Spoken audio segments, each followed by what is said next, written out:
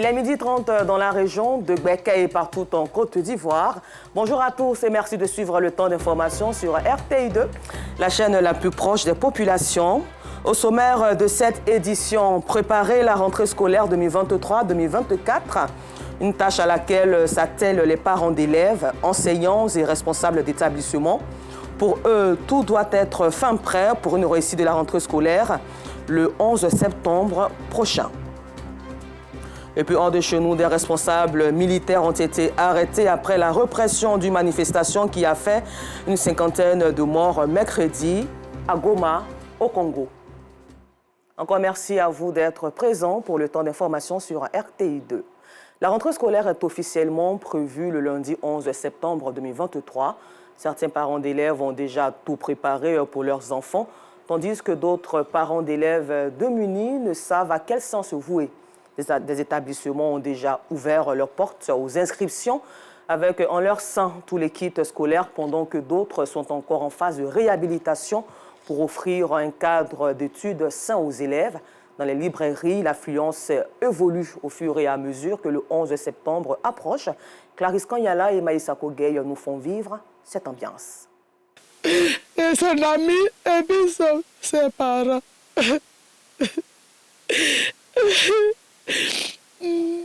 La famille Guéhi est plongée dans une grande affliction à la veille de la rentrée scolaire.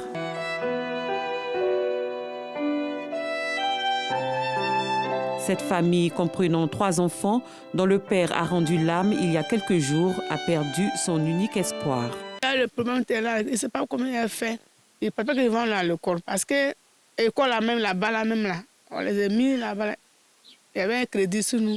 Le directeur veut les renvoyer. Parce qu'on doit. La rentrée est arrivée. Mais quand ils ont commencé à faire course, les enfants, ils pleurent seulement. Il ne sait pas comment il a fait. Il me dit que cette année, mes enfants ne vont pas aller à l'école. Ils ne vont pas aller à l'école. C'est quoi? Il me dit, il ne sait pas où il met la tête. Il ne sait pas comment il a fait. Mes enfants vont partir à l'école. Il ne met pas de rien, même kaki, il n'y en a pas. Les livres, même, il y a l'argent pour payer, il n'y a rien même. La mère inconsolable et ses 3 enfants, tous des élèves, doivent désormais affronter seuls les difficultés liées à la rentrée scolaire. L'aîné et le cadet sont en classe de CM2, le Benjamin en classe de CE1. Se retrouver orphelin de père à quelques jours de la rentrée scolaire, une situation difficile à accepter pour ses enfants. Cette année-là, on ne sait pas comment partir à l'école. On n'a pas les moyens. Il n'y a personne pour nous aider. Parce que cette année-là, la rentrée est arrivée. On va faire comment partir à l'école. Pour payer nos kaki, pour payer nos études. Dans d'autres familles, l'ambiance est bien différente. Certains parents sont déjà dans les écoles pour inscrire leurs enfants en toute quiétude. Parmi eux, Fatima, venue avec sa fille de 4 ans pour faire l'inscription de ses 3 enfants dans cet établissement de la place situé au plateau d'Okui. Dans cette école, les fournitures scolaires sont proposées sur place aux parents d'élèves. Cette parente estime que ses enfants ne doivent manquer de rien dès la rentrée des classes. Je suis là pour l'inscription de mes enfants et je suis venue prendre les kits en même temps à l'établissement ici. Cette année, c'est un service proposé par l'établissement et je trouve que c'est une très bonne idée parce que ça facilite les choses aux parents. Par le passé, il fallait courir dans pratiquement toutes les librairies pour trouver les fournitures demandées par les enseignants. Donc c'est un peu fatigant quand vous avez plusieurs enfants de différentes classes. Il faut vous promener dans tout Abidjan, dans les librairies. Donc le fait que l'école mette les kits déjà à la disposition des parents, c'est vraiment bien. Et aussi le coût est vraiment abordable. Chaque année, quand on donne la liste de fournitures, il y a beaucoup d'enfants qui arrivent à l'école qui n'ont pas comme on appelle, les fournitures complètes ou bien qui n'ont pas ce qu'on a demandé, surtout à la maternelle. Je prends l'exemple, il y a des feutres qu'on prend pour travailler. Les maîtresses, quand elles donnent la liste de fournitures, elles mettent une marque. Et souvent, les mamans, peut-être ce n'est pas volontaire, ne savent pas, vont sur le marché, prennent un paquet de feutres quelconque. Au bout de 3 jours, c'est sec. Mais tu n'as pas appelé les parents encore pour lui dire de te ramener un autre paquet de feutres.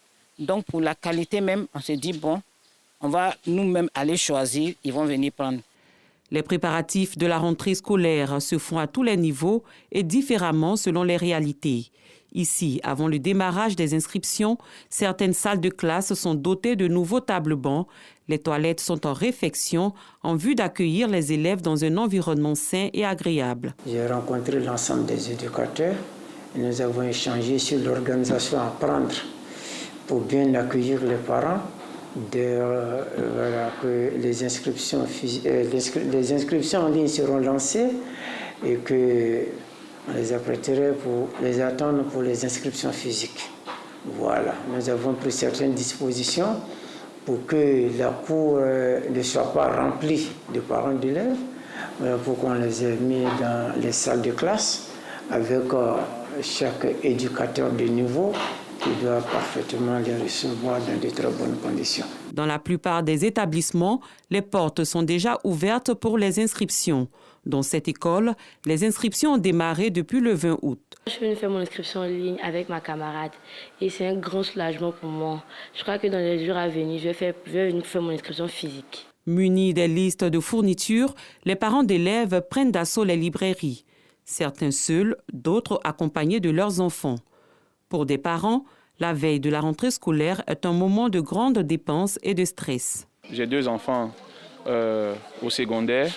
Ce sont leurs fournitures que je suis venu acheter. Dans l'ensemble, on est à plus de 100 000 en termes de fournitures, livres et cahiers.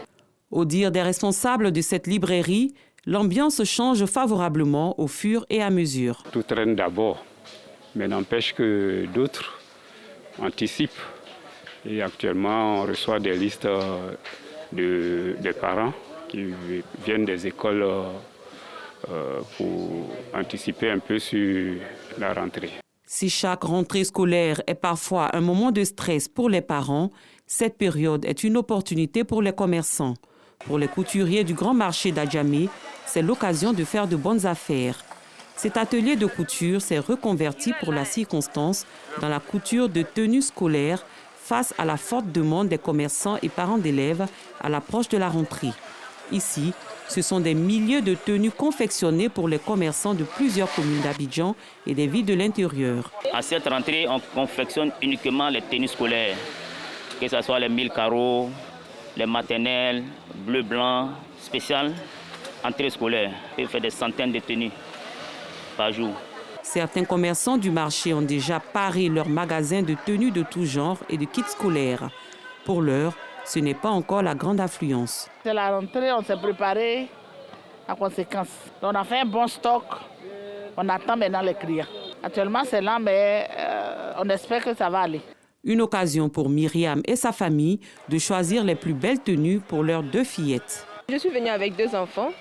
Il y a une qui est plus petite, elle est au CE2 et l'autre va au CM2. Donc on préfère acheter maintenant au lieu de plus tard parce que maintenant c'est moins cher. Nous on vient au début là, on a les bons choix. Donc on prend les nouveaux, on est les premiers clients. Donc on prend tout ce qui est joli quoi, vous voyez. Le lundi 11 septembre 2023, les élèves retrouveront le chemin de l'école pour aborder la nouvelle année scolaire, une occasion pour les parents et commerçants de se mettre à la tâche, les uns pour assurer une bonne rentrée à leur progéniture, les autres pour éventuellement faire de bonnes affaires. Dans l'univers du transport interurbain, l'inscription des noms, mots, images et expressions sur le véhicule de transport en commun est entrée dans les habitudes des transporteurs. Quelles sont donc les véritables raisons des motivations de ces transporteurs? Les réponses dans ce reportage de Yacouba Koulibaly, commenté par Maïssa Kogueï. En Côte d'Ivoire, les mots, slogans, indications et images sur les véhicules de transport sont devenus un effet de mode. Daniel Koulibaly est apprenti à bord d'un minicar communément appelé Gbaka, un véhicule sur lequel sont inscrits sur les différentes façades les termes logiciels, la patience et l'expression bonne chance. Il livre les raisons du choix de ces mots et expressions. En fait, logiciel, c'est une société basée à Benjerville. Bonne chance qu'il a mis, c'est un slogan. Vous souhaitez une bonne chance dans le travail. Bon, la patience, elle est patientée. En fait, peut-être que le Djula a patienté. Tu vois, non, pour attendre ses barres, donc il a patienté, donc il a écrit la patience. Bonne chance à vous, les travailleurs. À 500 mètres de Daniel est stationné un autre véhicule de transport en commun sur lequel est mentionné « Mon éternel est ma force, mon éternel est mon berger, je ne manquerai de rien ». Moussa Zeba, au volant, explique ce que représentent pour lui ces inscriptions. Dans la vie, il faut avoir la foi, il faut compter sur Dieu. Tu vas jamais manquer de quelque chose. Et c'est ce qu'on veut montrer à travers les slogans. En attendant son tour de chargement dans cette gare routière de Cocody, non loin du carrefour La Vie, Soyao Kofi, apprenti, confie ce que représente pour lui l'image du célèbre footballeur international Cristiano Ronaldo et l'expression « le pouvoir d'achat sur son Gbaka ». Cela signifie que mon chauffeur et moi, nous aimons vraiment le football et notre joueur préféré, c'est Ronaldo Cristiano. Le pouvoir d'achat, parce que quand on travaille, on gagne de l'argent. Et à travers de cela, on peut réaliser. Représenter des artistes et d'autres célébrités sur les véhicules, une tendance que suit Seydou Porgo, conducteur de Gbaka. Il a choisi, lui, de mettre en lumière son artiste-chanteur préféré, Fior de Bior. Fior de Bior, c'est une musique qui me plaît beaucoup. J'adore ça, voilà pourquoi j'ai mis ça sur mon camion. Issouf Bassé, au volant de son minicar, indique ce qui l'a amené à opter pour la phrase « Le boss n'est pas méchant ». Quand moi je travaille mon boss, il n'a jamais été méchant avec moi. Ça dépend de mon comportement. Si il appelle, il explique mon problème, il me croit. C'est pas qu'il voit que souvent, ce qu'il dit, c'est la vérité. Donc, moi, il voit que le boss n'est jamais méchant. Il faut savoir blaguer ton boss. La nature des noms, mots, expressions et images sur les véhicules de transport en commun dépend de la source d'inspiration de leurs différents propriétaires. Pendant que certains utilisent les noms des villes ou de leurs destinations, d'autres affectionnent les images de leurs idoles ou tout simplement des mots pour exprimer leurs différentes motivations. Un peu plus loin d'Abidjan, à Bouaké, avec Soro Corona, mettons à présent l'accent sur les activités de vacances pour valoriser la petite fille. Vacances scolaires saines pour les écoliers et les élèves de la commune de Bouaké. Sensibilisation sur l'éducation sexuelle, l'incivisme, la consommation de la drogue et de l'alcool en milieu scolaire sont au centre de ces activités récréatives. À travers des poèmes, des ballets, les tout-petits ont montré les méfaits de ces fléaux sur la santé et l'éducation de l'enfant. Toutes ces activités mettent en relief la petite fille.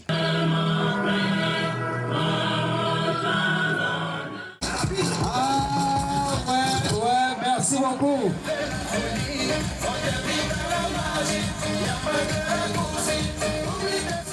Ces activités pour des vacances saines sont initiées par la Maison de l'enfance de Bouaké pour la valorisation des compétences de la petite fille.